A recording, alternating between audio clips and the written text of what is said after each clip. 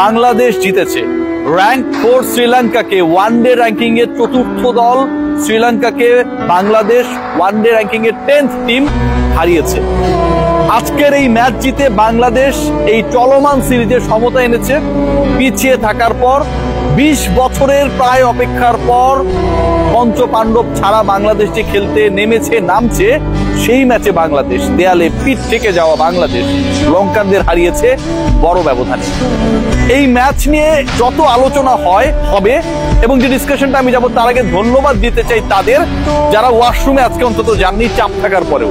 কারণ আগের দিন আপনারা গিয়েছিলেন, দেখেন যে এরপরে বাংলাদেশের 5 রানে 7 উইকেট চলে গেছে। আজকে আপনারা যে এই চাপ সামলেছেন সেই কারণে আপনাদেরকে আমি একটা স্যালুট জানাতে চাই। এবার মূল আলোচনায় আসি। বাংলাদেশ কোন প্রেক্ষাপটে জিতলো, বাংলাদেশকে কারা জেতালো? বাংলাদেশকে জিতিয়েছে তানভীর, স্যালুট টু হিম। বাংলাদেশকে জিতিয়েছে Parvez Hossain Emon, salute to him. বাংলাদেশে আজকের এই ম্যাচে জিতিয়েছে তানজিম হাসান সাকিব। খেয়াল করে দেখবেন এই যে 3টা নাম বললাম, বাংলাদেশ সেকেন্ড ম্যাচে জিতবে, পিঠ দেয়ালে ঠেকে যাবার পর 1-1 সমতা আনবে এবং এই জয়ের নায়ক হিসেবে, জয়ের কান্ডারি হিসেবে এই নামগুলো সামনে আসবে। এই আলোচনা, এই পরিকল্পনা বা এই রকম যদি প্রেডিকশন করা হতো কেউ বিশ্বাস করতেন? নতুন বাংলাদেশটা এমন। খেয়াল করে দেখবেন যে 3 জন ক্রিকেটারের নাম বলেছে, এই 3 জন ক্রিকেটারের 2 জনের ডেবু হয়েছে লাস্ট ম্যাচে। তানভীর ইসলামের ডেবু হয়েছে সর্বশেষ ম্যাচে, সবশেষ ম্যাচে ডেবু হয়েছে পারভেজ হোসেন ইমনের। ভরসা রাখা হয়েছিল পরের ম্যাচেও। আজকে বাংলাদেশের হয়ে সর্বোচ্চ উইকেট টেকার ওই এক ম্যাচ আগে যার ডেবু হয়েছিল সেই তানভীর ইসলাম। এক ম্যাচ আগে যেই ছেলেটার ডেবু হয়েছিল, যিনি 12-13 রান করে আউট হয়ে গেলেন, এবং আমি আমার রিপোর্টে বলেছিলাম যে ওর আমি কোনো ভুল দেখি না, অ্যাটাকিং অ্যাপ্রোচটাই ভালো লাগে। আজকে আরো বেশি অ্যাটাক করেছে। আজকে 3টা ছক্কা মেরেছে, 6টা 4 মেরেছে, 24 আর 18 42 রান তুলেছে বাউন্ডারি ওভার বাউন্ডারি দিয়ে। 69 বলে 67 রান করেছে 97 স্ট্রাইক রেটে ইমন। যেই ছেলেটা আগের ম্যাচে ডেবু হলো তিনি বাংলাদেশের highest run গেটার, highest run scorer. যেই ছেলেটার আগের ম্যাচে ডেবু হলো তিনি হাইয়েস্ট উইকেট টেকার। ভাবতে পারেন তানজিম সাকিব কিভাবে তার পাপের প্রায়শ্চিত্ত করেছেন। যে সময়টায় মনে হচ্ছিল বাংলাদেশের স্কোর 280 কাছাকাছি যেতে পারে, 25 বল আগে যখন 248-এ বাংলাদেশ অল আউট হয়ে যায়, জাস্ট আফসোস হচ্ছিল তাওহিদ হৃদয় টিকে গেলে তানজিম সাকিব তো অপরাজিতই ছিলেন। এই পার্টনারশিপটা কত দূর যেতে পারত। ওই 25 বলে 25 রান হলেও বাংলাদেশের স্কোর হয় 273, অন্তত 30 রানের আফসোস। মিড ব্রেকে সবাই ভাবছিল বাংলাদেশ যদি 30টা রান করতে পারত তাহলে শ্রীলঙ্কাকে হয়তো আজকে আটকানো যেত। 248 যথেষ্ট হয়েছে, 248 যথেষ্ট চ্যালেঞ্জিং হয়েছে। হাসারাঙ্গাকে টানা 2 ছক্কা মেরেছেন, 33 রানে অপরাজিত থেকেছেন, পাপের প্রায়শ্চিত্ত করার চেষ্টা করেছেন এবং বাংলাদেশকে এই ম্যাচ জেতাতে অসাধারণ একটা ভূমিকা রেখেছেন। তানজিম হাসান সাকিব প্রথম উইকেটটাও নিয়েছেন। তানভীরের কথা যখন বলতে হয় ঠিক তখন মিরাজকে একটা স্যালুট দিতে হয়। উইকেট পেয়েছেন বহুদিন পরে, ফালতু একটা শট খেলেছেন, ট্র্যাপ হয়েছেন, আউট হয়ে গেছেন। যে রানটা এক্সপেক্টেড ছিল নাম্বার 5 ফ্রম হিম, সেটা তিনি করতে পারেন নাই। স্যালুটটা কোন জায়গায়? খেয়াল করে দেখবেন তানভীরের সেকেন্ড ওভারে 17-18 রান নিয়ে নিল Sri Lanka. Under pressure Bangladesh under pressure. প্রথম 10 ওভারে যেই দলটা বাংলাদেশের এগেইনস্টে 2 উইকেটে 75 তুললো, সেই দলের পরের 10 ওভারে তারা তুলতে পেরেছে মাত্র 27 রান। প্রথম ওভারে ভালো করা, দ্বিতীয় ওভারে মার খাওয়া তানভীরের উপর ভরসা রাখলেন মেহেদী হাসান মিরাজ। থার্ড ওভারে এসে মাদুরকে ফেরালেন। ফোর্থ ওভারে এসে ফিরিয়ে দিলেন কুশল মেন্ডিসকে। 22 বলে যিনি 50 করেছেন, ওই 50 করতে গিয়ে যিনি 9টা 4 মেরেছেন, একটা ছক্কা মেরেছেন, বাংলাদেশের বোলিংকে লন্ডভন্ড করে দিয়েছেন, সেই তিনি ডাউন দা উইকেটে প্রায় 3 মিটার এগিয়ে এসে তানভীরের বলে পরাস্ত। আম্পায়ার আউট দেয়নি, মিরাজ রিভিউ নিয়েছেন এবং মিরাজ যখন রিভিউ নেয় তখন আমরা ডেফিনেটলি শিওর থাকি যে বাংলাদেশ এই রিভিউটা হারাবে। বাংলাদেশ হারায়নি, তানভীর আউট করেছেন। ব্যাক টু ব্যাক 2 ওভারে মাদুসাঙ্গার পর ফেরালেন কুশল মেন্ডিসকে। বাংলাদেশ দলের প্রথম 6 উইকেট যে নিল, সেই 6-এর 4টা তানভীর ইসলামের। 2 মেন্ডিসকে ফিরিয়েছেন, মাদুসাঙ্গাকে ফিরিয়েছেন, মোমেন্টাম ক্রিয়েট করেছেন, চাপ ক্রিয়েট করেছেন। এবং আলোচনা এরপরে নিয়ে আসবো আমি আমাদের প্রিয় শামীম হোসেন পাটোয়ারিকে।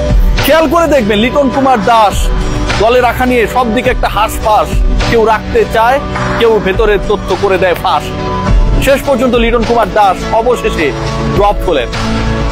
টানা 2টা 0 করা, সবশেষ 6 ম্যাচে 4টায় 0 করা, শ্রীলঙ্কার বিপক্ষে হ্যাটট্রিক 0 করা লিটন কুমার দাসের পরিবর্তে আজকে ম্যাচে কে খেলেছেন? শামীম হোসেন পাটোয়ারি। খেয়াল করে দেখবেন এই শামীম হোসেন পাটোয়ারি ব্যাট হাতে ট্র্যাপ হয়েছেন। মেহেদী হাসান মিরাজ যেমন অনেকটা হচ্ছে লেগ সাইডের বল, শর্ট পিচ বল ট্র্যাপ করে ফিল্ডারকে রাখা হয়েছে, শট খেলতে গিয়ে আউট হয়ে গেছেন। শামীম হোসেন পাটোয়ারি ঠিক একই কাজটা রিপিটেশন করেছেন বাহাটি ব্যাটার। 23 বলে 22 রান, 97 স্ট্রাইক রেট। ওই পর্যন্ত ঠিক ছিল। লিটন কুমার দাসের 14 রান করতে লেগেছে 8 ম্যাচ, তিনি 1 ম্যাচেই 22 রান করেছেন, ভালো স্ট্রাইক রেটে করেছেন। কিন্তু বল হাতে শামীম হোসেন পাটোয়ারি আজকে যেন শ্রীলঙ্কার মাঠে বাংলাদেশের মূর্তিয়া মুরালীধরন। প্রথম ওভার মেইডেন নিলেন, দ্বিতীয় ওভারে 1 রান দিলেন, প্রেসার ক্রিয়েট করলেন, উইকেট নিলেন এবং শামীম হোসেন পাটোয়ারি যাকে অকেশনাল বোলার মনে করা হচ্ছিল, সেই তিনি সবচেয়ে বেশি লঙ্কান ব্যাটারদেরকে, লঙ্কান ব্যাটিং লাইন আপকে বাংলাদেশের 248 চেস ডাউন করার ক্ষেত্রে প্রেসারে রাখলেন। তাওহিদ হৃদয় মেহেদী হাসান মিরাজকে বলেছিলেন, আমরা খেয়াল করছিলাম শামীমকে বোলিং এ আনার জন্য, আমরা যখন খেয়াল করছিলাম ওই খেয়ালটা সত্যি সত্যি যে আসলে এতটা কাজে দিবে, খেয়ালই না হয়ে সেটা ইফেক্টিভ হবে সেটা বোঝা গেছে তখন শামীম পাটোয়ারি প্রথম উইকেটটা পেলেন। খেয়াল করে দেখবেন ওই উইকেট পাবার পর যেভাবে সেলিব্রেট করেছিলেন মেহেদী হাসান মিরাজ এবং তাওহিদ হৃদয়, তাতে একদম স্পষ্ট হয়ে যায় যে এই ম্যাচের ক্যাপ্টেন মেহেদী হাসান মিরাজ না, পুরো দলের প্রত্যেকটা ক্রিকেটার নিজেদেরকে নিংড়ে দিয়েছে। এখানে কোনো বড় ভাই নাম নেই, কোনো বড় ব্র্যান্ড নেই, বাংলাদেশ হারবে এটা ধরেই নেওয়া যায়। এই সিচুয়েশনস গুলোকে অনেকে মেনে নিয়ে নেমেছে শুধুমাত্র জয়ের জন্য। তরুণ একটা দল র্যাঙ্ক 4 শ্রীলঙ্কার বিপক্ষে তাদের মাটিতে, তাদের ঘাটিতে আজকে যে ক্রিকেটটা দেখিয়েছে, আপনারা যারা আবারও বলবো চাপকে সামলে ওয়াশরুমে যাননি, আপনাদেরকে ধন্যবাদ। খেয়াল করে দেখবেন পুরো ম্যাচের সিনারিও। এর আগের দিন শান্ত রান আউটের পর বাংলাদেশ হুড়মুড়িয়ে পড়েছে। আজকের ম্যাচে তাওহিদ হৃদয়ের রান আউটের পরে বাংলাদেশ 14 রানে 4 উইকেট হারিয়েছে। 204 থেকে 218, এই 14 রানের মধ্যে বাংলাদেশের 4টা উইকেট চলে গেছে। কুফা লেগেছিল, কিন্তু সেই কুফাটা বেশিক্ষণ টেকেনি। বাংলাদেশের বোলিং ডিপার্টমেন্ট শুরুর দিকে যে প্রেসারে পড়েছিল, সেখান থেকে যেভাবে কামব্যাক করেছে, 10 ওভার 75 রান, 2 উইকেট, 7.5 রান রেটে রান তোলা হচ্ছে, যেভাবে কুশল মেন্ডিস পিটিয়েছিল, সেখান থেকে বাংলাদেশ আমার কাছে মনে হয় টোটালি কামব্যাক করেছে এই ম্যাচে আনঅর্থোডক্স ওয়েতে। তানভীরের উপর কেউ সেভাবে ভরসা রাখি নাই, শামীম হোসেন পাটোয়ারির উপর কেউ সেভাবে ভরসা রাখি নেই। ওপেনিং এ আজকে কি নাইম শেখকে সুযোগ দেওয়া হবে কিনা, এরকম মেসেজে আমার মেসেজ বক্স ভরে গেছে। ভরসা রাখা হলো আগের ম্যাচে, ওই যে বললাম 10 পেরোন একটা স্কোর করা, আমাদের প্রিয় ইমনের উপরে ফাটিয়ে খেললেন। বুকে ছাতি থাকতে হয়, বুঝছেন? বাংলাদেশের এই 2 ওপেনারের ক্ষেত্রে সেটা আমি দেখি, দুজনেই যেন তামিম ইকবাল টাইপ, তার শুরুর সময়ের মতো। ছোট তামিম, পারভেজ ইমন, কাউকে গোনার টাইম নেই। মেহেদী হাসান মিরাজ আজকে উইকেট পেয়েছেন, এই উইকেটলেস মিরাজকে নিয়ে অনেক সমালোচনা হয়েছে, অন্তত সেই সমালোচনার কাটা ঘায়ে একটা নুনের ছিটা দিয়েছেন। সবচেয়ে বড় ব্যাপার যেটা, বাংলাদেশের এই জয়টা এমন একটা সময় এসেছে যখন বাংলাদেশের বিশ্বকাপ সরাসরি খেলাটাই শঙ্কার মুখে। নানা স্ট্যাটিস্টিক্স নিয়ে আলোচনা হচ্ছে, কিন্তু যখন আপনি র্যাঙ্ক 4 টিমকে হারাবেন, being a team of rank 10, এটা কিন্তু আপনার দলের জন্য অনেক বড় একটা অ্যাডভান্টেজের জায়গা। রেটিং পয়েন্ট, র্যাঙ্কিং পয়েন্ট বাড়ানোর এই সুযোগটা বাংলাদেশ ক্যান্ডিতে পরের ম্যাচেও কাজে লাগাবে এবং ওয়ানডে সিরিজ জিতবে ইনশাআল্লাহ।